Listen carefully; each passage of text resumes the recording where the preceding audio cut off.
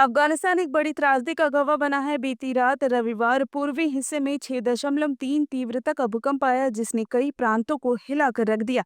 झटकों का केंद्र नंगरहार प्रांत से जलजलाबाद शहर से महज 27 किलोमीटर दूर था। यह इलाका पहाड़ी और दुर्गम है, जिसके कारण बचाव कार्य बेहद मुश्किल हो गया है। तालिबान सरकार की ओर से जारी ताजा आंकड़ों के मुताबिक अब तक 600 से ज्यादा लोगों की जानें जा चुकी हैं और 1500 से अधिक लोग घायल हैं। सबसे ज्यादा तबाही कुनार प्रांत में हुई है, जहां सैकड़ों घर मलबे में तब्दील हो गए हैं। कई गांव पूरी तरह से उजड़ चुके हैं।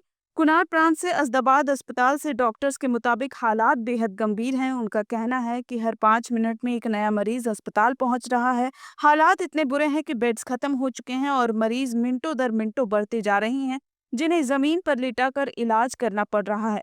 उन्होंने इसे एक ऐसा संकट माना है जो कभी भी सोचा नहीं जा सकता था। नंगरहार और लगमान प्रांतों में भी भूकंप का जोरदार असर हुआ है। कई इलाकों तक पहुंचने का रास्ता लैंडस्लाइड की वजह से बंद हो गया है। ऐसे में तालिबान प्रशासन हेलीकॉप्टर के जरिए घायलों को एयरलिफ्ट कर अस्पताल पहुंचा रही है। स्थिति का अंदाजा इस बात से लगाया जा सकता है कि अभी भी कोई मलबे में दबा हुआ हो सकता है। राहत और कार्य बचाव दिन रात तेजी से जारी है, लेकिन दुर्गम पहाड़ों और संकरी सड़कों के चलते राहत टीमें समय पर जगह जगह नहीं पहुंच पा रही हैं। तालिबान सरकार ने अंतर्राष्ट्रीय संगठनों से मदद की अपील की है। स्थानीय सूत्रों का कहना है कि मौत का आंकड़ा और भी बढ़ सकता है, क्योंकि कई गांवों से संपर्क पूरी तरह से कट चुका है।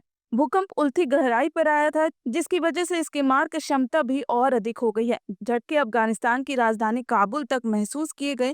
आखिर ये भूकंप आते कैसे हैं? आपको बता दें कि धरती में 7 प्लेट्स मौजूद हैं जो लगातार घूमती रहती है। जहां ये आपस में टकराती रहती हैं, उसे जोन फॉल्ट लाइन कहा जाता है। बार बार टकराने की वजह से प्लेट्स के कोने मुड़ने लगते हैं। जब इसमें दबाव ज्यादा बनता है तो ये टूटने लगती हैं। नीचे की ऊर्जा बाहर आने का रास्ता खोजती हैं और डिस्टरबेंस के बाद ये भूकंप आता है। इस त्रासदी ने अफगानिस्तान को एक बार फिर से झंझोर कर रख दिया है। पहले ये आर्थिक संकट और संसाधनों की कमी से जूझ रहे इस देश के सामने अब मानवीय आपदा खड़ी हो गई है।